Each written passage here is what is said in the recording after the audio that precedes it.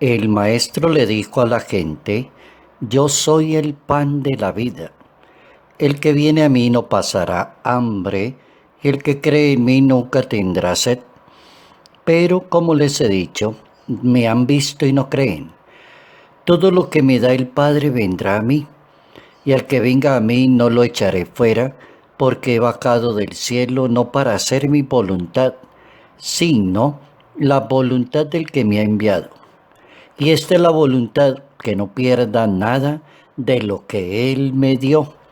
Evangelio según San Juan capítulo 6, versículos 35 al 40. Comer el pan del cielo, comer el pan de la vida. Él es el pan de vida eterna. Hablar de comer del pan del cielo es hablar de creer en Jesús de Nazaret. Es creer que Él vino del cielo como revelación del Padre. Es aceptar el camino que Él enseñó. Y ese es el camino que Él enseñó a hacer la voluntad del Padre Celestial. Y Él mismo lo dijo, he venido para hacer la voluntad de mi Padre. Porque he bajado del cielo no para hacer mi voluntad, sino la voluntad del que me envió. Notas amables a la palabra de Dios, miércoles 29 de abril, año 2020. Si el cielo bajó, ¿qué fue lo que pasó? Yo sé que está lleno de ángeles, sí, y que el mismo Dios está aquí. Hacer la voluntad del Padre Celestial es el primer principio para poder creer en Jesús de Nazaret, para entenderlo a Él en dónde está el punto de la misión, qué es lo que ofrece Él y cuál es el argumento fundamental si no es cumplir la voluntad de Dios. Allí centra como toda su atención, pero la gente le está entendiendo lo contrario: pan, alimento, pan, comida material, pan que se puede compartir. Me buscan porque les di pan para comer. El asunto no va por ahí tanto, sino expresando en hacer la voluntad de Dios.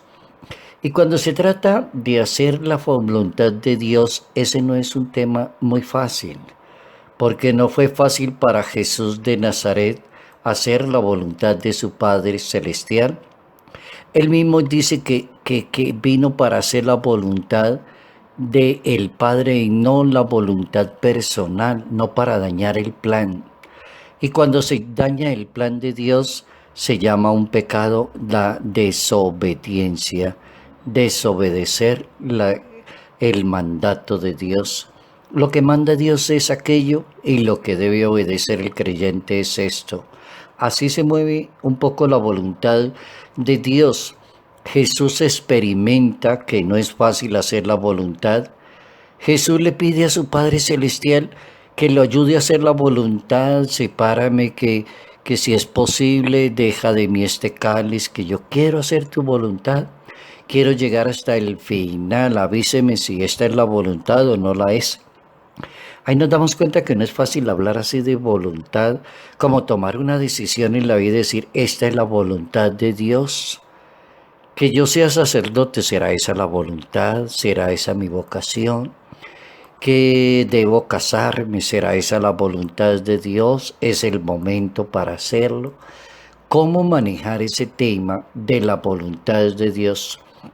No fue muy fácil en la vida de Jesús de Nazaret y sobre todo en el desierto y en el huerto de los olivos, que son dos temas fundamentales para hablar de hacer la voluntad en la persona de Cristo Jesús.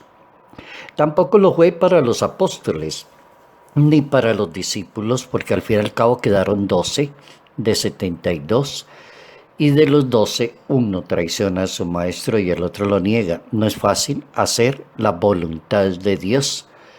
Y tampoco es fácil hacer la voluntad de Dios para la persona que es creyente.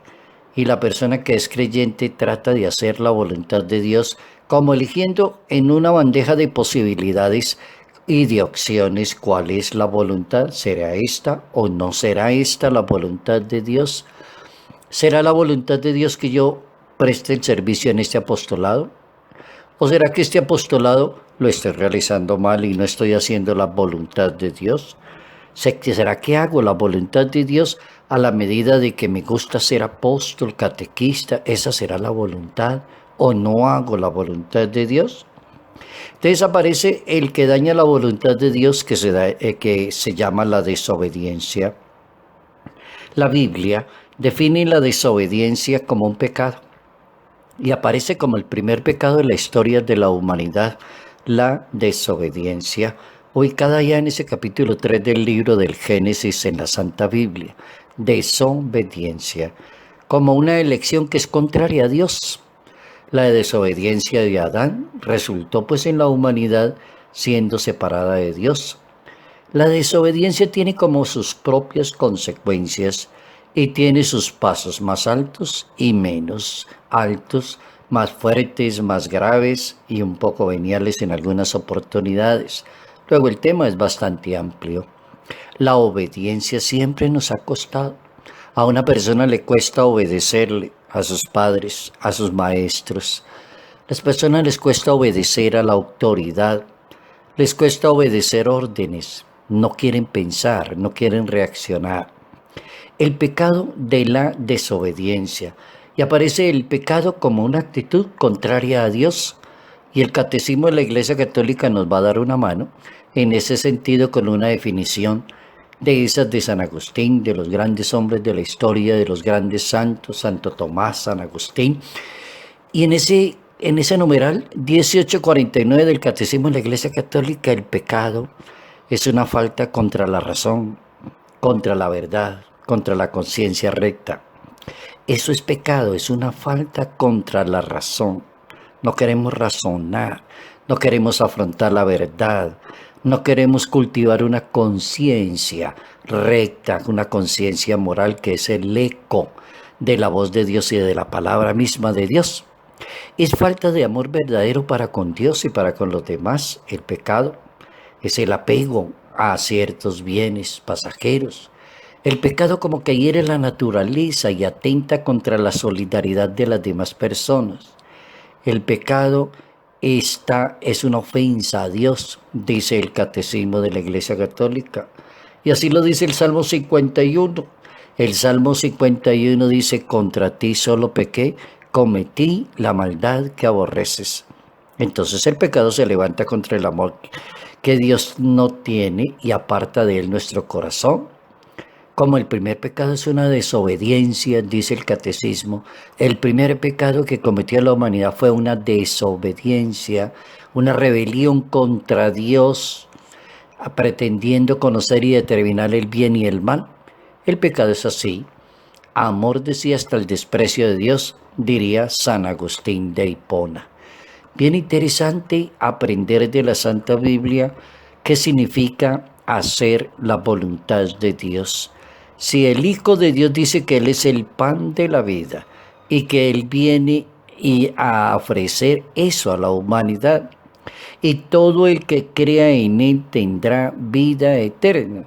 Toda la persona que cree en Cristo Jesús, porque yo he venido a hacer la voluntad de mi Padre Celestial y no el capricho personal. ¿Será que hacemos la voluntad de Dios o será que somos caprichosos creyendo que estamos haciendo la voluntad de Dios?